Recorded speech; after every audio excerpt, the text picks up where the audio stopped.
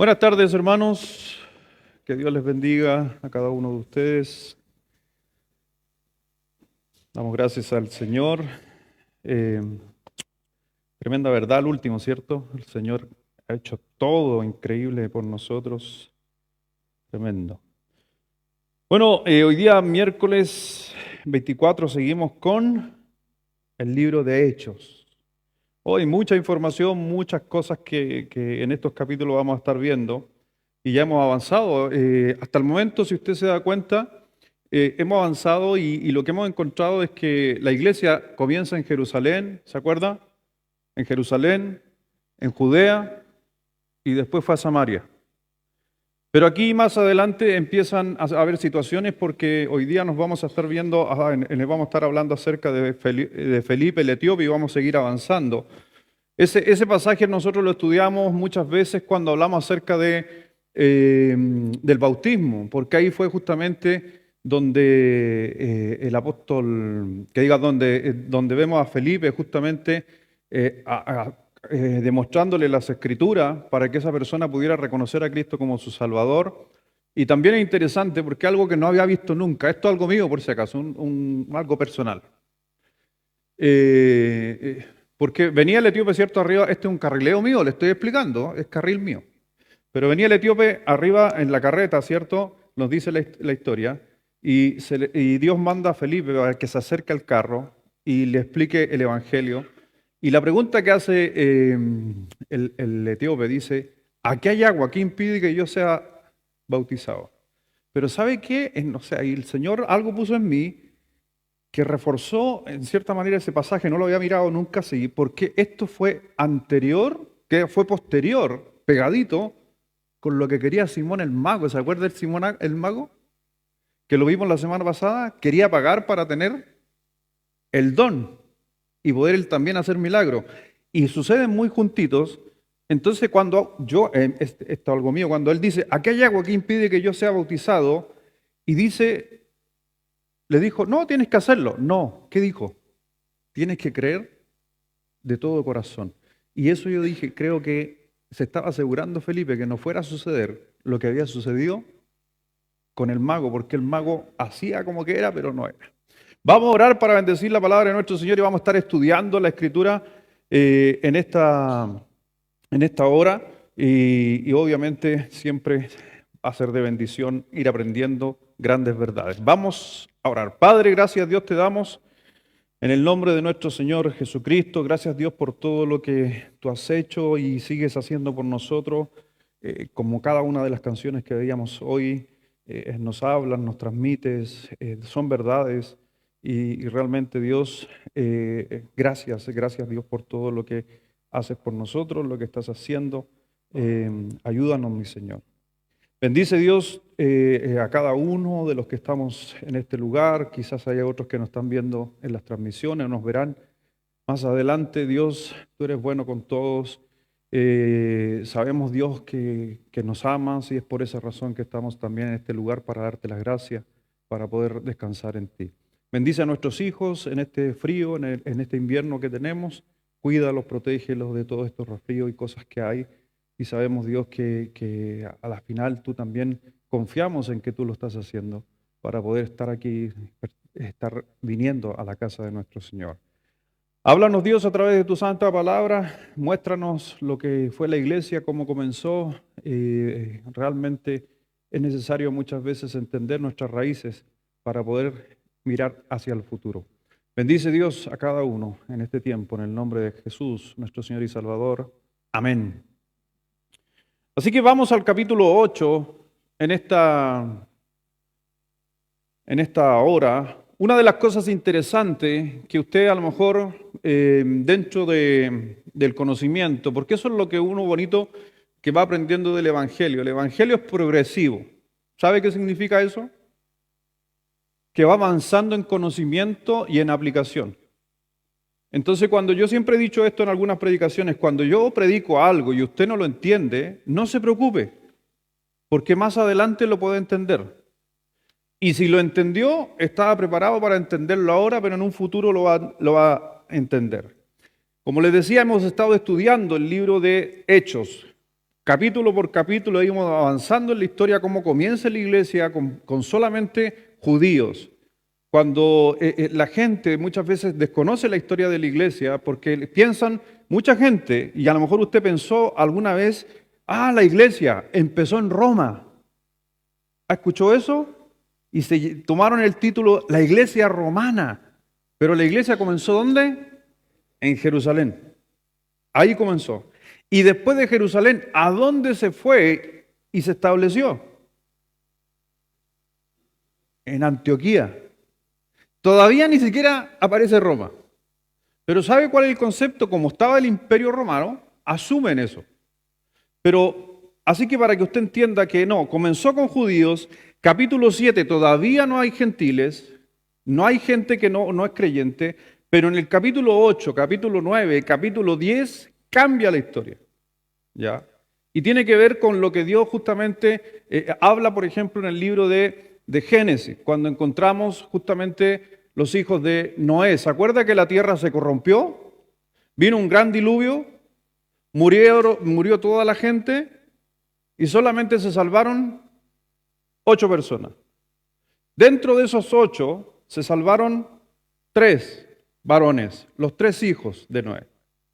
Sem, Cam y Jafet. Toda la tierra estaba eliminada. Así que esos son los únicos descendientes que vienen desde el tiempo de Adán. ¿Estamos claros? Pero increíblemente, y eso nos muestra un poquito, nos ha ayudado mucho la ciencia en eso, es que hoy día nosotros, si hiciéramos una mirada a nosotros, en nuestros orígenes, vamos a encontrar estas 3 líneas. El que se la sabe, no dejemos que el resto a él se carrilee. Si no se la sabe, no importa. Sem, Cam y Jafet. Algunos van a decir, pastor, ¿y por qué estos 3 personajes? ¿Qué tiene que ver con nosotros?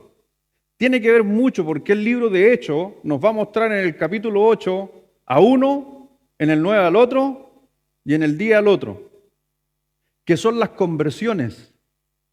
Es interesante. Porque en el capítulo 8 que estamos viendo hoy día nos vamos a encontrar justamente que es la conversión del etíope. ¿De dónde vienen los de Etiopía? El que se la sabe no responda. Este es para los que no saben. Para los que no saben, respondan. Los de Etiopía vienen de Sem, de Cam o de Jafet. Carrileses, los que no saben. No tienen idea. Bueno, ¿y usted de dónde viene? ¿Quién es su tatarabuelo al comienzo, después del diluvio? ¿Es Sem? ¿Es Cam? ¿O es Jafet? ¿Quién es su linaje? ¿Quién?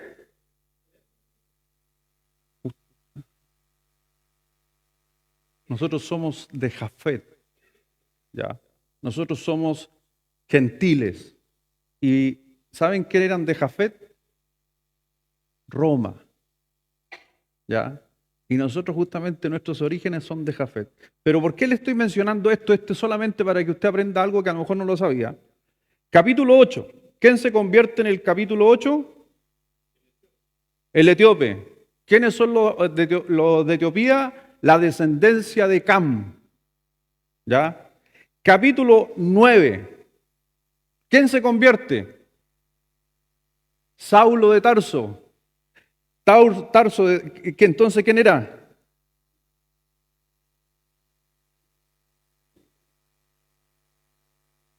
De Sem, judío.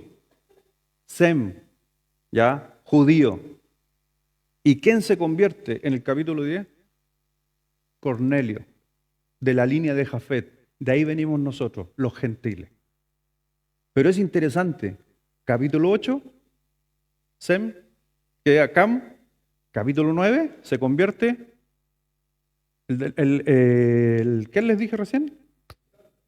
Saulo, y capítulo 10 se convierte Cornelio, simbolizado en la humanidad. Toda la humanidad tuvo entrada a la presencia de Dios. ¿Por qué es interesante lo que le estoy diciendo? Porque hasta el momento la conversión, hasta el capítulo 8, solamente de quién era la conversión. Solo de la línea de Israel, que vendría siendo Sem. Por eso el capítulo 8 empieza a cambiar toda la historia en adelante y es interesante. Vamos por favor al capítulo 8 después de esa introducción que hemos estado hablando acerca de esto. Vamos al capítulo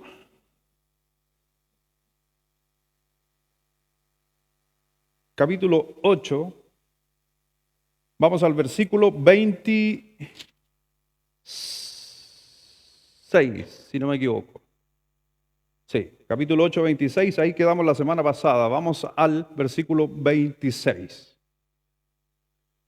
Dice así la palabra de nuestro Señor en esta noche. Un ángel del Señor habló a Felipe diciendo: levántate y ve hacia el sur por el camino que desciende de Jerusalén a Gaza, el cual justamente es desierto. ¿Ya? Samaria, por si acaso, está situada al norte, para que usted se ubique en el mapa, al norte de Jerusalén. Y el Señor le dice justamente a Felipe que se dirija a este lugar. Acuérdense que Felipe anteriormente, en el capítulo anterior, estaba en Samaria. Hubo un avivamiento en Samaria.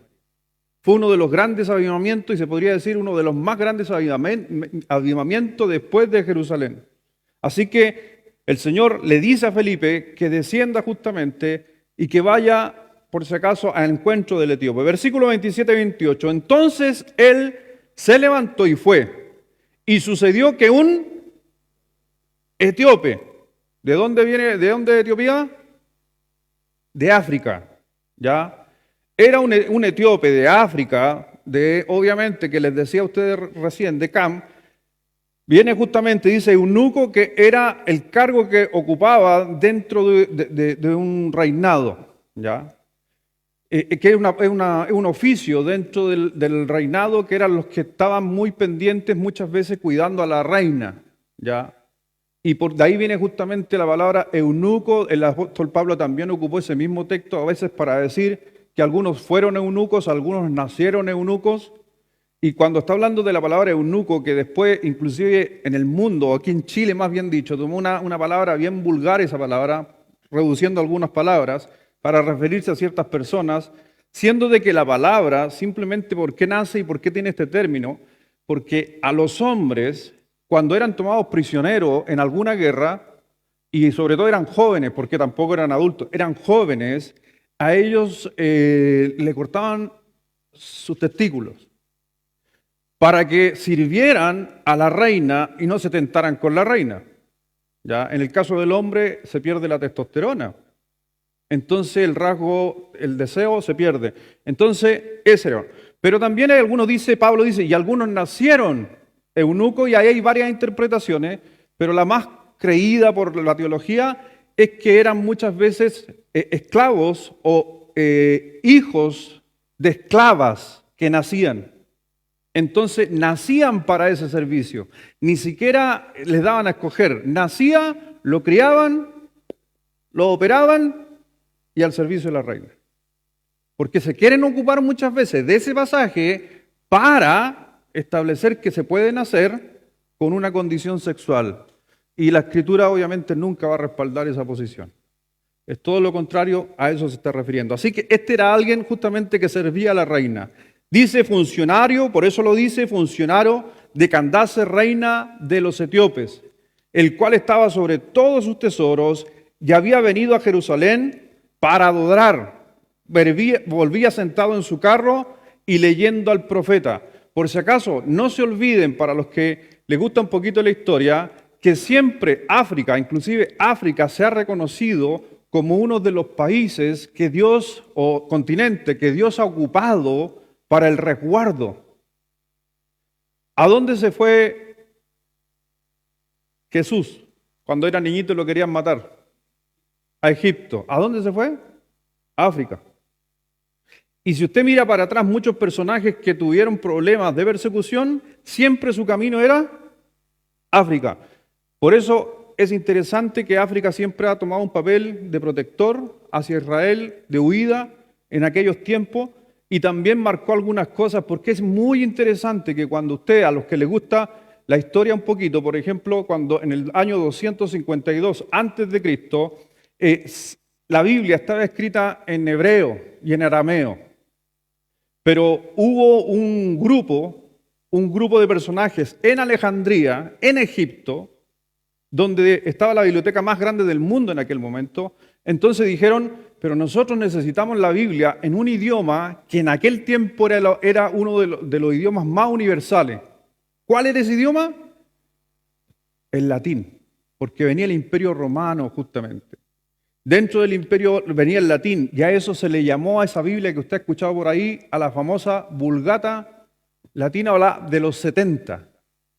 ¿Por qué 70? Ya lo he explicado otras veces.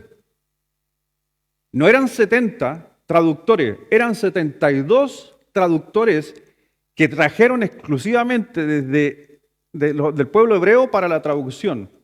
Y se estableció el Antiguo Testamento. ¿Cómo se le llamó al Antiguo Testamento? En la Escritura, tal cual como lo acabo de decir, las Escrituras. Por eso, mire, cuando el apóstol Pablo dice, y esto siempre es un tema, y yo sé que a veces nosotros tomamos versículos y lo aplicamos, y está bien, lo aplicamos, pero también tiene un sentido.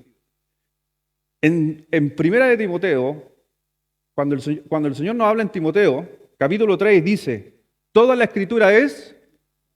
¿Pero cuál palabra ocupó? ¿Toda qué? ¿Toda qué cosa? Pregunta, esto es para ustedes. Cuando Pablo escribe este versículo, ¿estaba el Nuevo Testamento? No. Entonces, ¿a qué se estaba refiriendo Pablo? Al Antiguo solamente. Pero ojo, es que el pasaje hay que entenderlo porque ya se había establecido un canon anteriormente. Y ese canon estableció que eran 39 libros en el Antiguo Testamento. Cerrándose el canon judío, ese canon terminó diciendo, estos son los libros que reconocemos, 39 libros. Se cerró el canon y se le llamó a esos 39 libros la Escritura. Por eso dice, va a encontrar algunos versículos cuando Pablo dice, y en la iglesia, por ejemplo, de Berea, escudriñaban las Escrituras. ¿Qué escudriñaban? El Antiguo Testamento, porque el Nuevo todavía no existía. El último que terminó de escribir, ¿quién fue? Juan. Y estamos hablando más o menos en el año 80 a 90. Se termina de leer se termina de escribir, pero ese libro después tenía que analizarlo si realmente cumplía para establecer un canon, y más o menos se cree que los primeros cánones ya oficiales, aunque los padres de la fe ya estaban ocupando aquellos libros, en el año 300 al 325 cuando se hace el concilio, y se dice, nos vamos a quedar con estos libros, 27 del Nuevo Testamento. Y se conformó lo que tenemos hoy día nosotros. De ahí ha tenido algunas modificaciones, sí, porque algunos después han agregado otras, otros han quitado, y por eso ustedes van a encontrar Biblias, que a veces en algunas Biblias hay 66 y en otras hay como 78. Cambia porque han ido variando los cánones. Eso es parte de la historia nomás. Pero lo que quería reforzar es que Etiopía o África siempre jugó un papel fundamental. Qué interesante. Y nosotros miramos a veces, o miramos de aquí del occidente a África como pobrecito, siendo que él siempre protegió a Israel. Y bueno, en aquellos años era un imperio también tremendo. Así que vemos a este etíope que estaba a cargo de los tesoros de la reina y que, dése cuenta, fue a Jerusalén. ¿A qué fue a Jerusalén?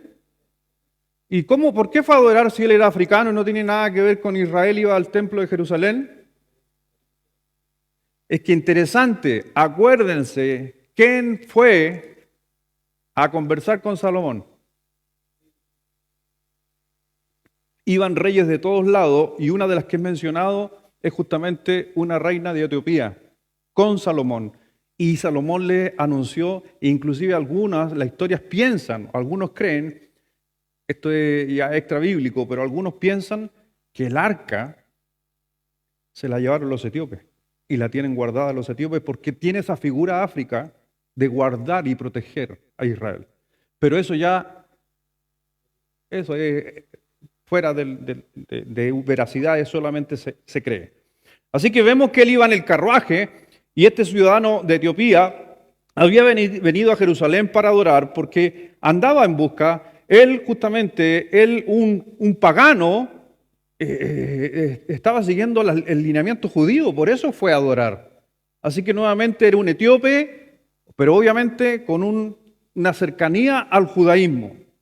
Y vemos justamente ahí en el versículo 29, si me están siguiendo, dice, y el Espíritu dijo a Felipe, acércate y júntate a ese carro. Y eso es interesante, que siempre el Espíritu Santo está guiándonos a nosotros, a cualquier persona que tenga una necesidad. Versículo 30. Acudiendo Felipe, le oyó que leía al profeta Isaías, así que iba esta persona, este etíope, en un carro, y iba justamente leyendo las Escrituras. Ahora, hermano, entienda esto. ¿Quién tiene la Biblia hace 2000 años atrás? ¿Quién tenía una Biblia, una hoja de papiro o de cuero? Gente de mucho dinero. ¿Ya? De mucho dinero. Hoy día, imagínense, estamos en este siglo y hay gente que todavía a veces no tiene una Biblia. Y hay veces gente que va a mi oficina y me dice, pastor, ¿no tendrá una Biblia que me regale? ¿Y cuánto vale la Biblia? 10 lucas. Vaya 2000 años atrás cuando se escribían con papiro. ¿Quién tenía una Biblia? Nadie. Solamente, por si acaso, la gente con mucho dinero tenía una copia y a veces solo de la Torá, los primeros 5 libros, ni siquiera tenían todos los otros libros. Pero él iba leyendo porque era el ayudante de la reina, así que ganaba mucho, era ministro. Versículo 30, acudiendo Felipe, le oyó que leía al profeta Isaías y dijo, ¿pero entienden lo que lees? Así que usted puede imaginarse la escena leyendo la Biblia. Hay mucha gente a nuestro alrededor que está leyendo la Biblia, pero muchas veces no saben lo que están leyendo. Hay mucha gente y usted quizás por buscar de Dios abrió la Biblia y a veces va leyendo, no entiende, e inclusive usted siendo cristiano muchas veces puede leer y no va a entender. Porque acuérdese que le dije que el Evangelio era progresivo. A medida que vamos entendiendo unas cosas, se van desbloqueando otras cosas. Así funciona la Escritura. Y ahí en el versículo 31, él dijo, ¿y cómo podré si alguno no me enseñare? Y eso es interesante porque está reforzando lo que Dios dijo en el libro de Efesios, capítulo 4. Él mismo constituyó. ¿Qué quiere decir? Que Él constituyó personas para enseñar. No es que de repente la gente dice, no, es que aparece un hombre que piensa que sabe más y le enseña al resto. No, eso lo estableció el Señor y obviamente tiene cierto don de parte de Dios y es un don, es un llamado que Dios da a los que enseñan la Escritura. ¿Ya? Ahora, todos podemos llegar a una conclusión con las Escrituras, sí, porque no es de interpretación privada, sino es pública. O sea, usted con lo poquito que sepa de la Biblia igual puede entender. Pero hay cosas más profundas que de repente necesita alguien que le enseñe. Así que así funciona. Por eso está reforzando ello. Y dice, y rogó a Felipe, le pidió a Felipe que subiese y se sentara con él. El pasaje de la Escritura que leía era este. Como oveja a la muerte fue llevado, y como cordero mudo delante de lo que trasquila, así no abrió su boca. En su humillación no se le hizo justicia, mas su generación, ¿quién la contará? Porque fue quitada toda la tierra. Estaba leyendo Isaías 53. El capítulo 53 estaba leyendo, él iba leyendo. Pero des en cuenta lo que está sucediendo cuando está leyendo Isaías 53, versículo 7, pero dice, no entiendo lo que leo. ¿Habrá alguien que me enseñe? Y le está diciendo a Felipe. Versículo 34, respondiéndole eunuco, dijo a Felipe, te ruego que me digas, ¿de quién dice el profeta esto? Y aquí es interpretación bíblica. ¿De quién dice esto el profeta? Esto, ¿de sí mismo, hablando del profeta Isaías, o de algún otro? ¿Qué está diciendo el etíope? ¿Al que van a matar es a Isaías o va a venir a otro que lo van a matar? ¿Me puedes decir tú, me puedes explicar a quién van a matar? ¿Entiendes? Eso es simple lo que está sucediendo. Entonces, versículo 25, Felipe, abriendo su boca y comenzando desde esta escritura, de la que estaba leyendo, anunció, ¿qué cosa? Entonces, sáquelo por conclusión. ¿De quién era? ¿Del profeta o era de Jesús? De Jesús, por eso comenzó desde aquí para anunciarle las buenas nuevas, que ese es el término, el evangelio. Así que imagínense aquel momento maravilloso de un etíope que seguía obviamente el judaísmo, está preguntando acerca de esta situación. Pero es interesante y hay mucha gente que no me saquen de contexto, por si acaso, lo que voy a decir, porque se puede malinterpretar si no lo entienden lo que voy a decir. Para ser salvo, ¿qué necesito?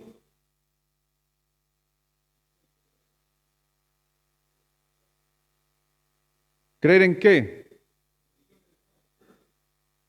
Para ser salvo. Todos me dan respuesta diferente, ¿eh?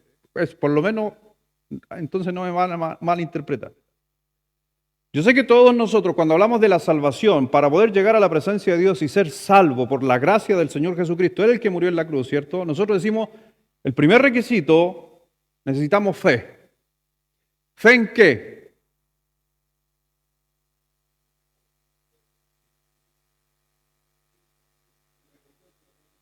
Ya, en redención en la sangre de Cristo. Y aquí viene ¿cómo se podría decir? No, lo controversial, pero no es una controversia si al final me dejan explicar. Porque cuando usted y yo o vemos y lo que sucedió con las conversiones de las personas, tenían que ver con que ellos pusieran su fe y sobre todo cuando Cristo no estuviera, ¿sabe dónde tenían que poner su fe? Para ser salvo, en la Biblia. En la Biblia, en la palabra. Por eso no me malinterprete. ¿Quién murió en la cruz? Cristo. Pero acuérdese Juan 1:1. En el principio era el verbo. ¿Y el verbo cómo se traduce al español la palabra del griego ahí en Juan capítulo 1? Que es la palabra logos. ¿Ya? La palabra logos es el griego que ocupó la palabra verbo. Si alguien aquí tuviera una Biblia del 1909, ¿alguien tiene una Biblia Reina Valera del 1909 aquí? ¿Nadie? ¿Alguien la puede buscar en su celular y Reina Valera, la misma que estamos ocupando, pero no la del 60, la del 1909? ¿La googleó? Reina Valera, 1909, Juan 1:1.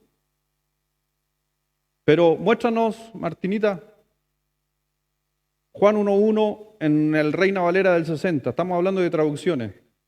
Juan 1:1. El que la tenga me avisa. Esto dice así en todas las Biblias que tenemos nosotros. En el principio era el verbo y el verbo era con Dios y el verbo era Dios. ¿Alguien que tiene la 1909 que nos lea fuerte? ¿La tiene?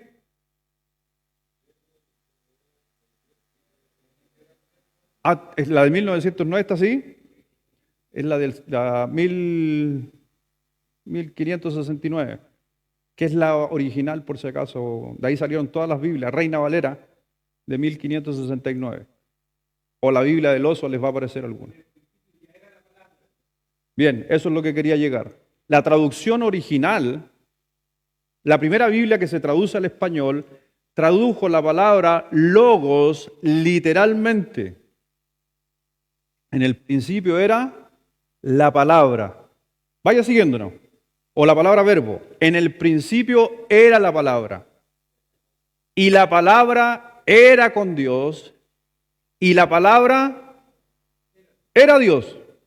Y usted va a decir, pastor, ¿cómo? el verbo que no es Cristo, y por qué en el original dice que la palabra, es que no se confunda, por eso le dije yo que tiene que esperarme que termine, porque después en el versículo 14, creo, y la palabra, ¿qué dice? Fue hecho carne. La palabra, entonces, ¿es figura de quién? De Cristo, porque lo que usted tiene en sus manos, ¿qué es lo que es? Es la inspiración de la palabra de Cristo. Por eso, y le estoy diciendo, para que llegara a ser salvo el etíope, ¿qué tuvo que hacer? ¿Ir a dónde?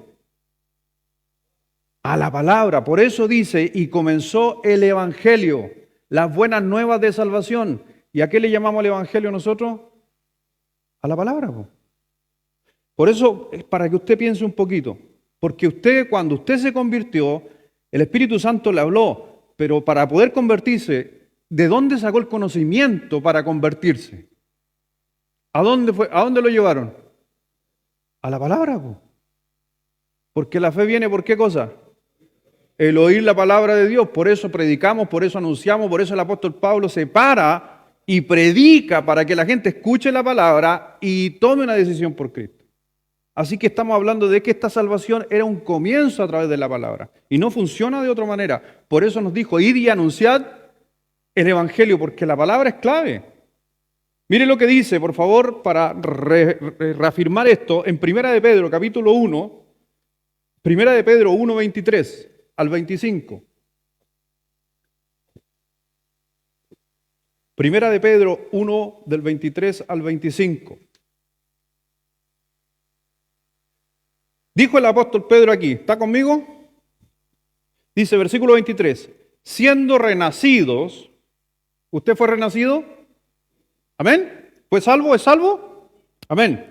Siendo renacido, no de simiente corruptible, sino de incorruptible. ¿Por qué cosa? Ya. Entonces, ¿cómo yo fui salvo? Por la palabra. Pero la palabra también, acuérdense, era con Dios y era Dios. Y la palabra o el verbo se hizo carne y habitó entre nosotros. ¿Me doy a entender? Esa es la razón. Sigamos leyendo. Dice, por la palabra de Dios que vive y permanece para siempre. Ahora entiende el término, porque la palabra de Dios que dice, permanece, porque Dios es eterno. Porque Cristo es eterno. Entonces la palabra nunca puede desaparecer, porque es el verbo.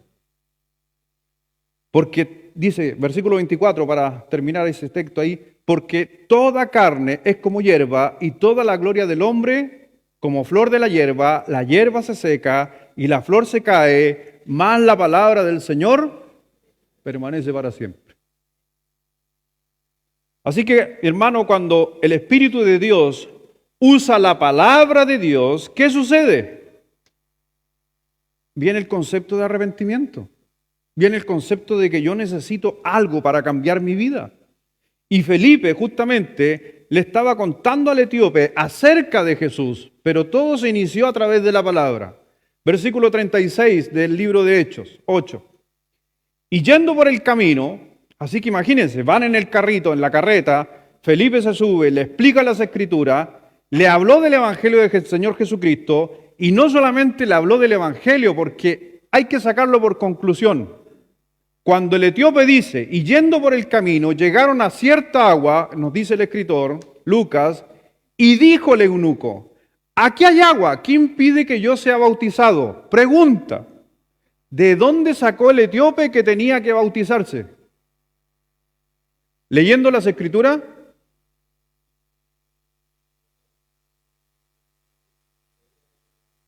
¿dónde está el bautismo en el Antiguo Testamento? Por eso le hice mención, la Escritura. ¿Dónde está dónde está en el Antiguo Testamento el que hay que bautizarse?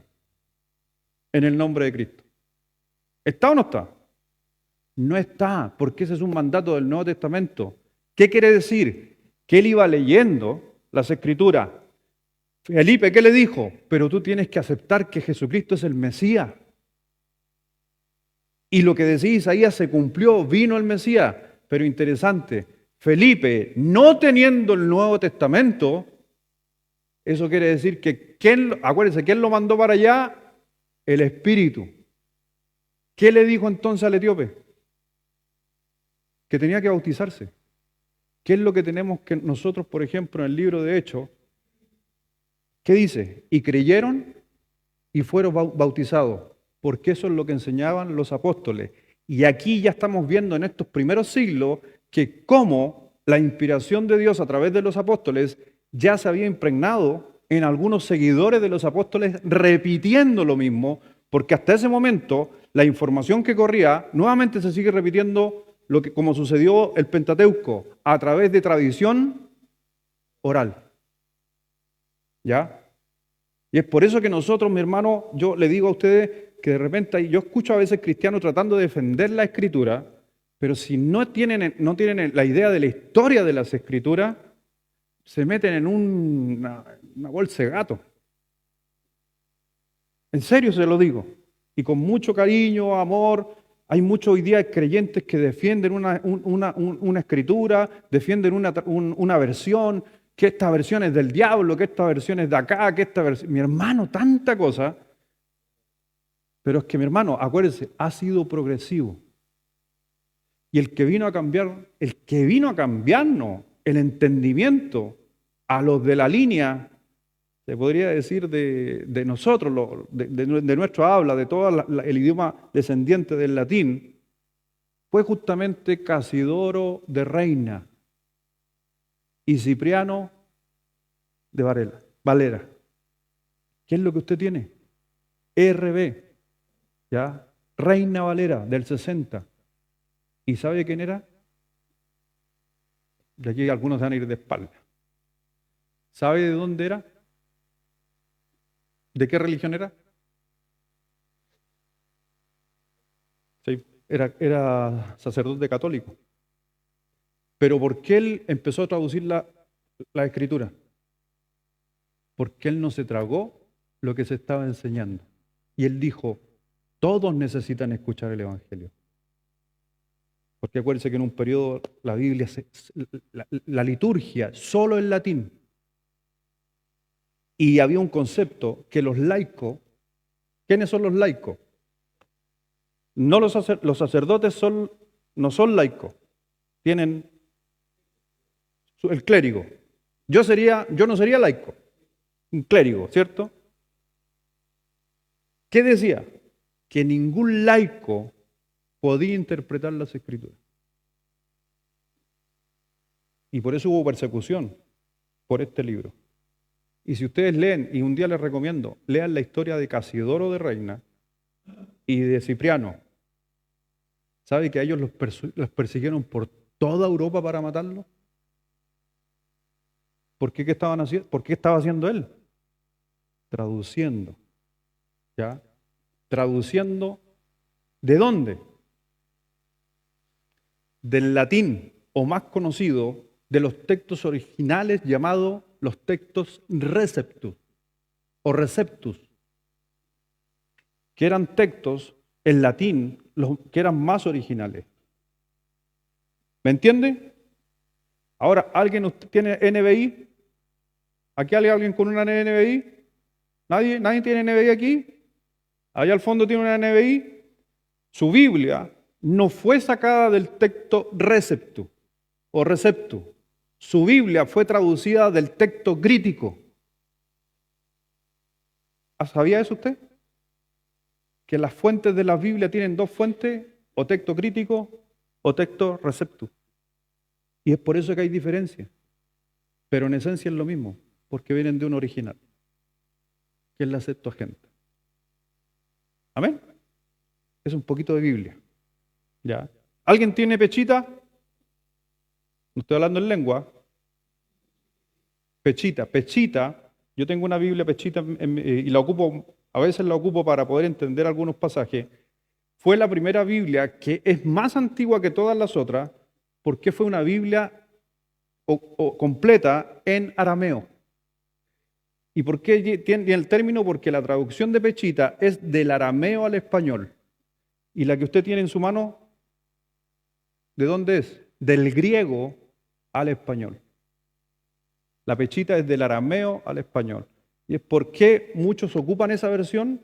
Porque era el idioma de los apóstoles. Y por eso tiene para cortar tela todo el día. Volvamos a la historia, un poquito de eso era un poquito de historia. Así que le habló de las Escrituras y recordemos que Felipe había tenido obviamente esa experiencia con Simón, por eso yo veo que se está asegurando, porque le dijo, versículo 36, siguiendo por el camino, llegaron a cierta agua y dijo el eunuco, aquí hay agua, ¿qué impide que yo sea bautizado? ¿Qué necesito? ¿Cuál es el requisito para bautizarme? Dijo justamente el etíope. ¿Cuál es el requisito para bautizarte? Se imagina, póngase, vamos a sacarnos de la Biblia, imagínese Felipe diciendo, quédate callado, no hables nada, ven para acá, métete al agua, lo sumergió, lo sacó, súbete al carro, ándate, ya estás listo. ¿Eso fue lo que sucedió? ¿O le dijo cuáles eran los requisitos? ¿Le dijo? Y el ejemplo que yo estaba haciendo de tomarlo sin preguntarle nada y meterlo al agua, sacarlo del agua, sentarlo en el carro y que se vaya, es lo que hacen con los bebés. ¿Alguien lo bautizaron cuando guagua? ¿Te preguntaron? ¿No? ¿Al joven? ¿Le preguntaron o no? La mamá lo agarró, lo puso ahí, le echaron agua y después ya, ahora ándate ya, ahora ya eres de esto. No, porque el requisito para poder bautizarse, y es lo que Dios quería, no gente obligada a través de alguien, sino porque fuera por decisión propia, de tomar una decisión consciente de que yo me estoy bautizando creyendo en Cristo. ¿Cuál es el requisito para bautizarse? No lo digo yo, lo dice la Biblia. Versículo 37, Felipe le dijo, si crees de todo corazón, ¿un niño puede creer de todo corazón? Porque no tiene conciencia. Y Dios por ahí tiene en su soberanía una protección, se podría decir especial, porque también ahí hay algunas opiniones de diferentes teologías, donde dice que el niño, mientras no tenga conciencia, no puede cometer pecado. Pero hay algunos pasajes, como el que me gusta a mí, y dice por ahí un profeta, dice que fue concebido en pecado. ¿Qué quiere decir eso? Que cuando nació, ya era pecador. Ahora, todo el que peca, ¿qué dice Romanos 3:23 o Romanos 6:23? Todo el que peca está destituido de la gloria de Dios.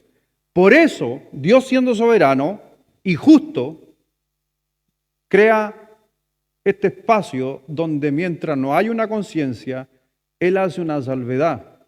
Pero hasta el día de hoy está la teología dividida si hace la salvedad para decir, mientras no tenga conciencia, yo lo cubro por ser pecador. En este caso, un niño. Esa es una posición. Otros que dicen que nacen sin pecado. ¿Ya? A mí me gusta la primera. Porque nacemos pecadores. Eso es lo que yo veo a través de las Escrituras.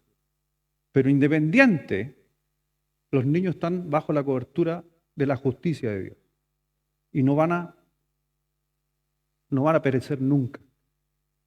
Y ocupó algunos pasajes como cuando los niños se querían acercar a Jesús y los apóstoles le dijeron, no, el maestro está ocupado, el rabí está ocupado, salgan para allá, córranse. Jesucristo se enojó, una de las pocas veces que Jesucristo se enojó, y dice, ¡ay! Y sale con exclamación, ¡ay de vosotros! Si alguno de ustedes hace tropezar a uno de estos pequeños, mejor le fuera atarse una piedra de molino en el cuello y lanzarse al río antes de que uno de estos pequeños se pierda. Y ahí ya los apóstoles, imagínense, váyannos. Y dice que los niños estaban en la falda del Señor Jesucristo. Se sentaban y Él los bendecía. Interesante esa historia. Lo buscaban porque para mí los niños son tan inocentes que en esa espiritualidad los niños ven cosas que nosotros no vemos. Por eso también es otra cosa, otro mundo, donde cuando un niño le dice, es que hay alguien ahí, pero no, si no hay nadie, preste atención. Puede que haya algo. Los niños ven cosas que en nosotros no vemos porque ellos están en otra inocencia. Versículo 38. Y mandó a parar el carro y descendieron ambos al agua, Felipe y el eunuco. ¿Y qué hizo? Y le bautizó. La palabra bautizo es una palabra también en griego, porque el griego, acuérdense que tiene palabras específicas para cada cosa, y la palabra fue baptizo, con P, que en el griego, que quiere decir sumergir. Nunca en la era apostólica hubo bautismo con un poquito de agua. Todos los bautismos son por inmersión, porque la palabra que ocupó Cristo para describirnos el bautismo es la palabra sumergir. ¿Ya? En nuestro español hubiera sido bueno que hubiera dicho eso. Ahí Casidoro con Cipriano, ahí podrían haber dicho hay que sumergirlo. Bueno, puso la palabra, pero hay que entender que cuando Cipriano puso la palabra bautismo en el 1500, la gente lo entendía. Si después no se entiende. Así que sumergir. Ahora, dice que después de este hombre se bautiza, se sube al carro y ya Pablo, que diga Felipe, no lo vio más. ¿Y usted sabe qué pasó con el etíope? ¿No sabe? Pero ahí vamos a la tradición. Se dice que el etíope fue el fundador con dos personajes más, y fundaron la iglesia ortodoxa etíope. Que déjeme decirle, iglesia católica ortodoxa etíope. Y adivine, no concuerdan con la otra. Por si acaso, te paso el dato. A pesar de que se hace llamar católica, no concuerdan con esta. Y si hablamos de tiempo, ¿cuál fue primero? Se cree, la tradición. La Biblia no me dice nada, pero la tradición cree que comienza ahí. Ok, creamos la tradición. Versículo 40. Pero Felipe se encontró en Azoto y pasando, ¿qué seguía haciendo cuando Felipe se devolvió? Anunciaba el evangelio en todas las ciudades hasta que llega a Cesarea. ¿Ya? Ahí la palabra, para los que les gusta anotar en su Biblia y rayar, dice que es Azoto. ¿Ya? Y por si acaso, Azoto es lo que justamente se conoció como la ciudad de Asdod. ¿Quiere que sea más específico? Al lado de Gaza. ¿Ha escuchado hablar del Gaza? El muro de Gaza, la franja de Gaza. Por ahí andaba Felipe anunciando el evangelio, en la franja de Gaza, al ladito. ¿Ya? Azoto, Asdod, que es la ciudad de aquel tiempo. Así que vemos lo que está sucediendo. Se convirtió aquí en el capítulo 8, uno de la línea justamente de Cam. Capítulo 9. Saulo, y salta la historia, y dice Saulo, respirando aún amenazas y muerte contra los discípulos del Señor, porque acuérdese que ya la persecución comenzó ¿dónde? En Jerusalén. Y empezaron a perseguir tanto que lo estudiamos la semana pasada, que terminan matando al primer mártir. ¿Cómo se llama el primer mártir de la iglesia? Esteban. Lo agarran a peñascazo, lo matan. Acuérdense que lo despedazaron a peñascazo, le tomaron la ropa y ¿qué hicieron? Se las tiraron. Después, cuando estaba lleno de ensangrentado, le sacan la ropa. Ojo, que esa es una tradición, desvestir a la persona para lavarla. ¿Ya?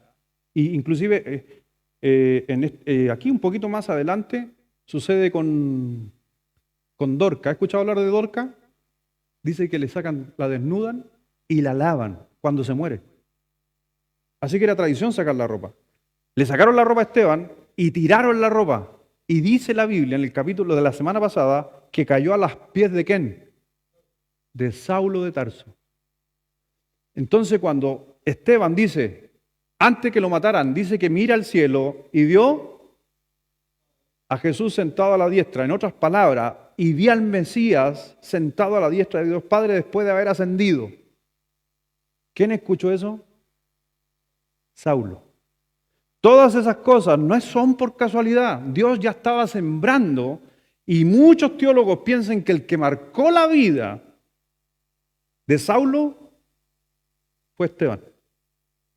Porque Esteban, con sus dichos, padres, perdónalos, porque no saben lo que hacen, marcó y dio testimonio de a quienes le estaba siguiendo. Así que vemos que Saulo era judío, y dice la Biblia que Saulo, respirando aún amenazas de muerte, y para usted, ¿por qué es aún amenazas? ¿Por qué usted cree que es aún amenazas? Respirando aún amenazas. Es que eso nos da la razón de lo que viene después. Ese aún amenaza es sumamente importante. ¿Por qué? Porque cuando viene el martirio de Esteban y la persecución del pueblo cristiano, ¿dónde estaban? En Jerusalén. ¿Qué hicieron los cristianos? Se fueron de Jerusalén. Entonces, si usted estaba luchando contra ellos que predicaban en la puerta del templo en Jerusalén, los persiguió y mató a uno de ellos y se dispersaron, uno podría haber dicho, lo logramos, se fueron los cristianos, estamos súper bien, quedamos bien, se fue ya. Pero ese término, ¿aún qué? Aún de que se hayan ido de Jerusalén, por eso después va a entender la historia, que Pablo dijo, a pesar de que fueron de Jerusalén,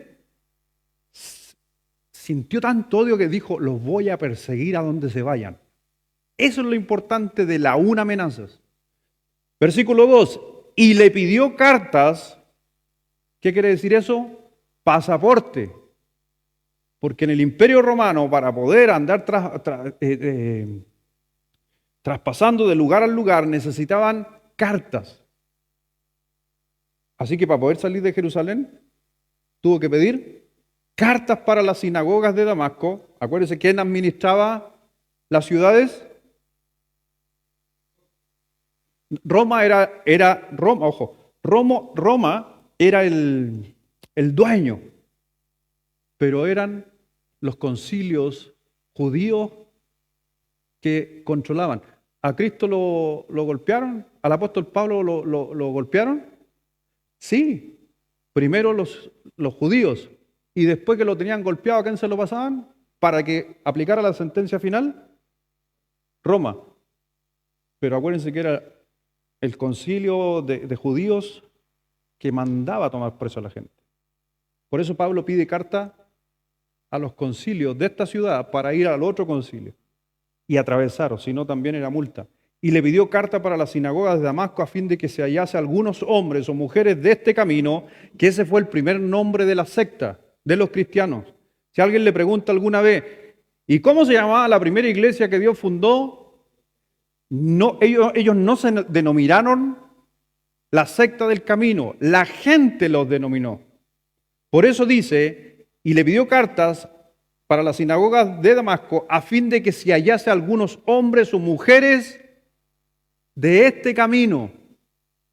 No se está refiriendo que es un camino, se está refiriendo que era una agrupación o secta para los judíos, la secta de los del camino, para que entienda el texto.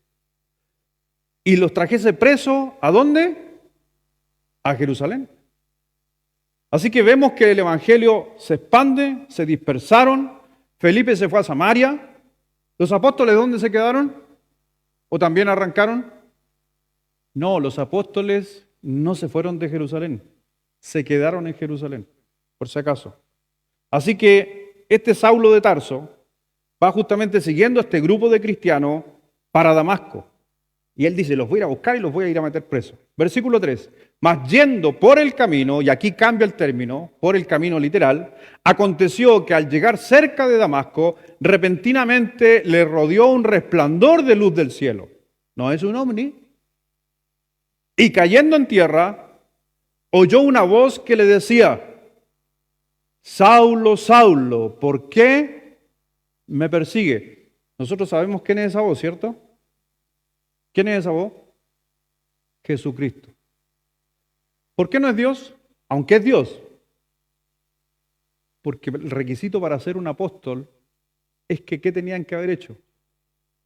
Haber visto a Cristo resucitado. Por eso que hoy día los apóstoles, yo no sé si los apóstoles que hoy día hay, vieron a Cristo resucitado hace 2000 años atrás. Por eso el Señor que dice que Él constituyó apóstoles, profetas, y va en ese orden, apóstoles, profetas, pastores. Y si usted sigue avanzando en las cartas del Evangelio, adivine cuál es la palabra que empieza a desaparecer. Apóstoles, profetas. ¿Y cuál se mantuvo vigente? Pastores. ¿Y ahí? Ahí estamos. No necesitamos otro nombre.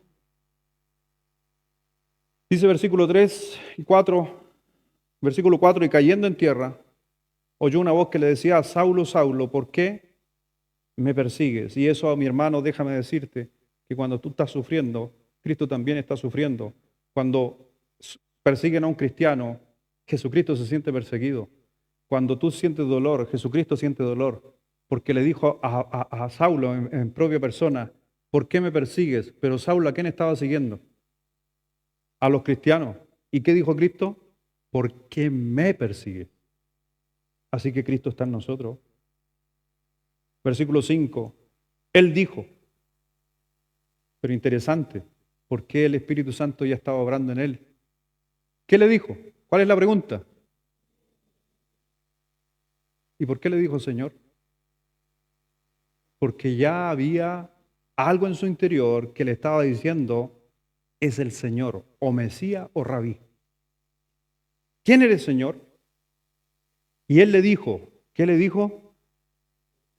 Yo soy Jesús. Y las palabras que para los judíos siempre fue un tema: Jehová, salva. Yo soy, que se traduce Jehová es yo soy. Y Jesús el Salvador. Entonces Jehová el que salva. Para un judío eso era... No había que nombrar a Dios, acuérdense. A quien tú persigues y le dice dura cosa, te es dar coces o puntazo, era un palo con una punta, y eso es coces, es que le metía un palo que tenía un clavo que los ocupaban para empujar el ganado. Y ese era el coces. Coces contra el aguijón, contra la punta que llevaba. Ahora, si usted se da cuenta, probablemente este hombre, el apóstol Pablo del que estoy hablando, para mí, creo que no hubo, y no hasta el día de hoy, no hubo persona más inteligente del conocimiento bíblico, tanto del judío como justamente del Evangelio del Señor Jesucristo. Acuérdense con quién estudió Pablo. ¿Discípulo de quién era? De Gamaliel, el capo de capos, en los tiempos y aparte que no se olvide que también él por si acaso tenía doble nacionalidad. Era romano y era judío. Y en el año, en el siglo I, o hablando en el tiempo de Pablo, una de las universidades más importante e influyente en esa zona, adivine dónde quedaba: en Tarso. Así que esto es algo mío, yo creo que este hombre estudió en la universidad más importante de aquella zona, que era Tarso, y estudió con Gamaliel. Así que más capo que él, Dios fue sabio. ¿Por qué lo hace estudiar en Tarso? Porque era una universidad de gentiles. De gentiles que son los romanos, con conocimiento acabado. ¿Qué hizo Dios con Moisés? Lo mismo. Si Dios vuelve a repetir la historia, Moisés lo educó ¿quién? El imperio egipcio. Y más encima, era el hijo de ¿quién? Era de la hija del rey. Así que ¿dónde estudió Moisés? Con los capos de capos, que el otro día le decía al Gino, que ellos tomaron la distancia de la tierra al sol antes que todos los que han aparecido. Versículo 6. Él temblando y temeroso dijo, Señor, ¿qué quieres que yo haga? Y el Señor le dijo, levántate y entra en la ciudad y se te dirá lo que debes hacer. Así que vemos que el apóstol Pablo ahora ya se le apareció, que Saulo de Tarso se le apareció Cristo cuando él iba a perseguir a los cristianos, y eso le está sucediendo. Versículo 7, y los hombres que iban con Saulo se pararon atónitos, oyendo la verdad, la voz, mas sin ver a nadie. Eso es un versículo, y se lo agrego a usted a los que les gusta la apologética. Este es uno de los versículos que a veces el mundo nos quiere venir a decir, la Biblia no es perfecta. ¿Por qué? Porque nuevamente, para que anote esto después, le va a servir alguna vez. Dice, y los hombres que iban con Saulo se pararon atónitos, oyendo la verdad, a la verdad, la voz. Pero Pablo dice en su relato, porque esta historia de Damasco la cuenta 2 veces en el libro de Hechos y después la cuenta en Filipenses. ¿Y sabe qué dice en Filipenses? Y nadie escuchó la voz. ¿Se equivocó la Biblia? En uno, Pablo dice que sí escuchó la voz, los que lo acompañaban, y en otro dice, no escuchó la voz. Por eso es interesante ir al griego, porque el español nos mete en estos problemas. Y cuando usted va al griego y dice que estos hombres escucharon un sonido, como que alguien murmuraba, pero no escucharon lo que estaban diciendo. Por eso Pablo después, ¿qué dice en Filipenses? No escucharon lo que me dijo a mí. ¿Se entiende? Pero en el español puede prestarse para confusión.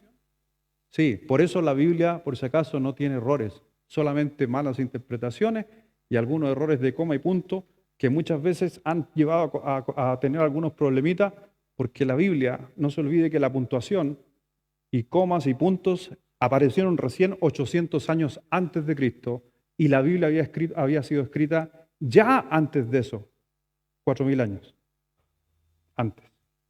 Así que ojo. Versículo 8. Y entonces Saulo se levantó de tierra y abriendo los ojos no veía a nadie, así que llevándolo por la mano, lo metieron ¿dónde? En Damasco. ¿Escuchaba hablar de Damasco? Pero no es el Damasco de ahora. Donde estuvo 3 días sin ver y no comió ni bebió. ¿Ya? Así que Saulo dice la historia que se quedó ciego con el resplandor de luz que había rodeado. Versículo 10 al 12. Había entonces en Damasco un discípulo llamado Ananías de los apóstoles, a quien el Señor dijo en visión. Interesante, él no era apóstol, pero Dios, como no estaba la Biblia, ¿qué tenía que seguir haciendo? Trayendo visiones. Por eso hay que entender las visiones y los dones en la historia. Por si acaso, no estaba el Nuevo Testamento, así que Dios seguía manifestándose a través justamente de cosas como esta. Dice, versículo 10, Ananías, y él respondió, heme aquí, Señor. Y el Señor le dijo, levántate y ve a la calle que se llama La Derecha y busca en casa de Judas a uno llamado Saulo de Tarso, porque aquí él ora. Y he visto en visión a un varón llamado Ananías que entra y le pone las manos encima para que recobre la vista. ¿Saulo era famoso en aquel tiempo? Era refamoso. ¿Y cuál era su fama máxima? Matar a los cristianos, perseguirlos, llevarlos a que fueran eliminados. Era famoso. Y aparece en visión a Ananías y le dice, anda a hablar con Pablo. ¿Se imagina usted con el asesino más famoso y que el Espíritu te aparezca y te dice, anda a hablarle de Cristo? ¿Usted iría? Entonces, Ananías creo que tuvo una experiencia profunda ahí. ¿Ya? El Señor le dijo, anda a hablar con Saulo. Yo soy cristiano. Y apenas le diga a Pablo, Pablo, el Señor Jesucristo me mandó a hablar contigo. ¿Qué va a hacer Saulo? Si alguien le nombraba a Jesús. ¡Pum! Preso. Versículo 13. Por eso, dése cuenta el versículo 13. Porque Ananías dijo, al principio que dijo, pero después que dice, pero es que, espérate un poquito. Versículo 13. Entonces Ananías, respondiendo, Señor, he oído de mucho acerca de este hombre. ¿Era famoso? Sí. ¿Cuántos males ha hecho a quién? ¿Quiénes son los santos? Los creyentes. Nada, que las figuritas que están puestas por ahí. Nosotros, el pueblo de Dios, todo el que confiesa a Cristo es santo. ¿Cuántos males ha hecho a tus santos en Jerusalén? Y aún aquí tiene autoridad de los principales sacerdotes. ¿Se acuerda que le contaba? Los sacerdotes, el Sanedrín, el que mandaba a cada pueblo, ciudad, para aprender a todos los que invocan tu nombre. El Señor le dijo dos cosas que son clave, y de eso hay que tener cuidado los que lideramos muchas veces, porque instrumento escogido me es este para llevar mi nombre en presencia de los gentiles y de reyes y de quién. Se da cuenta cómo Dios en la inspiración está ordenando que se cumpla la conversión de todo el mundo. ¿Quiénes se habían convertido hasta ese momento? Solo judíos. Y Pablo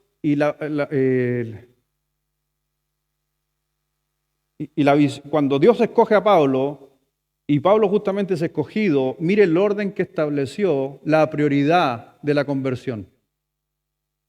¿Se dio cuenta, no? Porque instrumento me es escogido, le dice Dios a Ananías. Y entienda, en el judaísmo, Pablo, acuérdense que era judío, siempre se enumera en orden de importancia. Por eso también ese es un tema que a veces le quieren poner a Pedro como primado. Porque cada vez que mencionen a los apóstoles, adivina a quién nombran primero. Adivinen. ¿A quién nombran primero? A Pedro. Entonces ellos sacan la conclusión de que Pedro mandaba al resto. Pero no, un poquito también. ¿Quién era el principal para hablarle a los judíos en la primera etapa de la iglesia? Pedro. Por eso. Pero aquí, mire el orden. Para llevar mi nombre, que tenía que hacer dos cosas, llevar el nombre de Cristo en presencia de ¿quién? Gentiles, reyes. Acuérdense que estuvo ahí al frente de Agripa, de Festos. Algunos piensan que estuvo inclusive con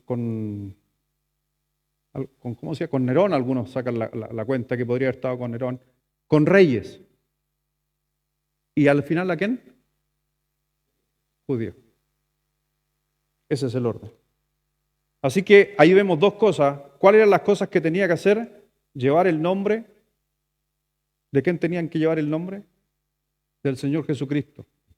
Era la carga, ¿ya? De los hijos de Israel. Sigue Martina en el siguiente versículo. Porque yo le mostraré, y es la segunda cosa porque hay que entender que a veces nosotros se nos olvida algo. Cuando Dios escoge, ¿te escogió para que tú lleves el nombre de Cristo? ¿Sí o no? Y me seréis testigos. Y la segunda cosa, por eso no te extrañes, y la palabra de Dios lo respalda, porque yo le mostraré cuánto lo es necesario padecer. ¿Por qué sufrimos los cristianos? Porque llevamos el nombre. ¿Por qué el apóstol Pablo sufrió y terminó siendo cortada su cabeza? Porque habló del nombre. ¿Por qué los cristianos sufrimos? Porque aceptamos el nombre de Cristo como nuestro Salvador y lo proclamamos. Y eso sucede porque del momento que usted anuncia el nombre del Señor Jesucristo, no se olvide que hay un enemigo máximo a nuestro alrededor, que luchó con los apóstoles y trató de hacerlos caer en algunas veces, como a Pedro, cuando el Señor Jesucristo le dijo a Pedro, me pidieron para zarandearte. Y en un momento el Señor Jesucristo le dijo a Pedro, quítate delante de mí, Satanás. Eran apóstoles, iban a llevar el nombre de Cristo y Satanás inmediatamente les va a tener ese conflicto. ¿Cómo murieron los apóstoles? Versículo. ¿Cuánto les es necesario que dice? Padecer. ¿Entiende ahora cuando el Señor dijo, en el mundo tendréis? ¿Por qué? Ahí está la respuesta. Porque usted lleva el nombre de Cristo. ¿Cómo se hace llamar? Cristiano. Cristo. Así que cuando vemos nosotros el Evangelio, si usted se da cuenta, estamos viendo que sigue marcando lo que estábamos nosotros viendo. Dale, Martina, para ya cerrar. Fue entonces Ananías y entró en la casa y poniendo sobre él las manos, dijo, hermano Saulo, el Señor Jesús que se te apareció en el camino por donde venías. Imagínense, Pablo, porque esto es como cuando lo adivino, ¿cierto? Que le achuntan. Pero en este caso, imagínense, Pablo tuvo una visión que se le apareció Dios. ¿Quién lo vio? Solo él. Aparece otra persona que no conocía a Pablo y esta persona, ¿qué le dice? Se te apareció el Jesús en visión. Entonces, ¿verdad? El Señor Jesús que se te apareció en el camino por donde venías, me ha enviado para que recibas, ¿qué cosa? La vista, y eso por si acaso se está refiriendo a una similitud espiritual. Porque el Señor, ¿qué les dijo a los fariseos? Vosotros sois ciegos, guía de ciegos. ¿Por qué la figura de quedar ciego? Que estaba en tinieblas y a través de Cristo iba a ver la luz. ¿Cuándo llega la luz? Cuando usted conoce a Cristo como su Salvador. Dice, mas he enviado para que recibas la vista y seas lleno del Espíritu Santo. Y ahí todavía sigue la controversia. ¿Cuándo se convierte Pablo?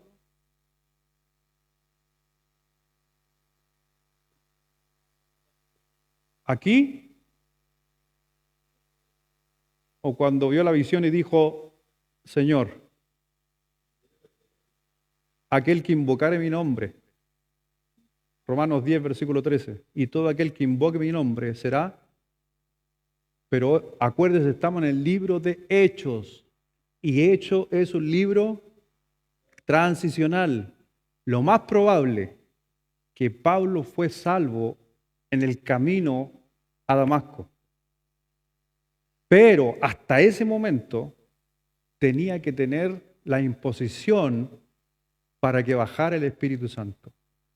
Más adelante, y usted se va a dar cuenta, más adelante ya no va a ser más la necesidad de que alguien imponga las manos para recibir el Espíritu Santo, porque todavía no estaba el Nuevo Testamento.